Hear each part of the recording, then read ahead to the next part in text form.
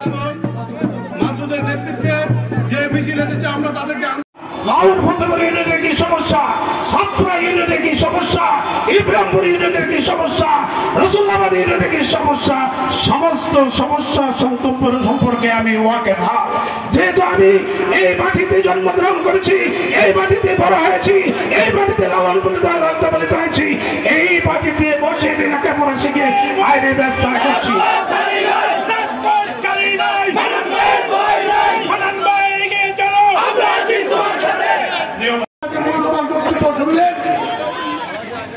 আমরা সকলে আশাবাদী এই অভিযানকে সংগঠিত করেছেন আমাদের নেতা তারেক রহমান। যেন এই অ্যাডভোকেট এম এ মান্নান সাহেবকে মনোনয়ন দিলে তাকেই মনোনয়ন দিবে।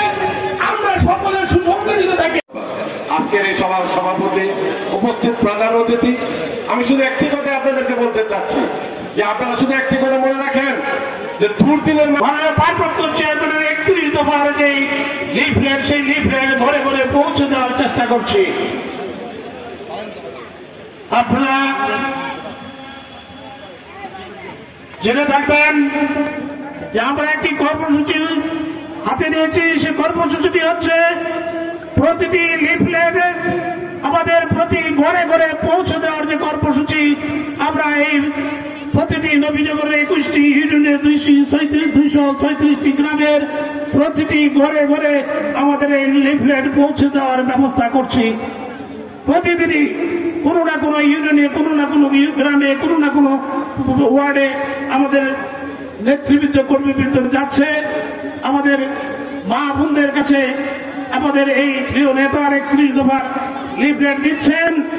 এবং বাংলাদেশ জাতীয়তাবাদী দল তথা বিএনপির আগামী দিনের একটি কর্মসূচি, বিএনপি আগামী দিনে রাষ্ট্রীয় ক্ষমতায় অধিষ্ঠিত হলে বিএনপি এদেশের মানুষের জন্য কি করবে তার কর্মসূচির একটি বর্ণনা আমরা প্রতি ঘরে ঘরে পৌঁছে দিচ্ছি।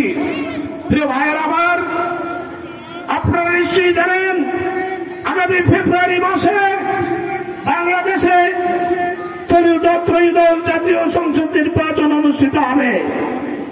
সেই লক্ষ্যে আমরা প্রস্তুতি নিচ্ছি। আমরা ঐক্যবদ্ধভাবে আমরা এই নির্বাচন মোকাবেলা করবো। আমরা বলতে চাই যে নবীনগর উপজেলা বিএনপি এবং তার সকল অঙ্গ সংগঠন সবাই আমরা ঐক্যবদ্ধ।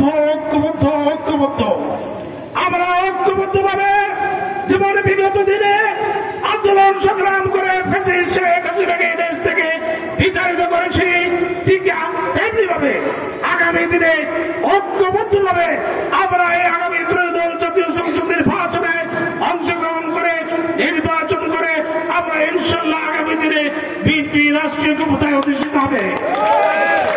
আমরা ঐক্যবদ্ধভাবে সেই নির্বাচন মুখে প্রতিটি ভোটারদের কাছে কাছে আমাদের বার্তা পৌঁছে দেওয়ার জন্য বলেছেন আমার প্রিয় নেতার সালাম আপনারা ঘরে ঘরে পৌঁছে দিবেন। আজকে যারা এখানে উপস্থিত আছেন সবাই বাড়িতে যেয়ে আমার মা বোনদের কাছে আমার প্রিয় নেতার সালাম পৌঁছে দিবেন এবং একটি কথা বলবেন যে বিএনপি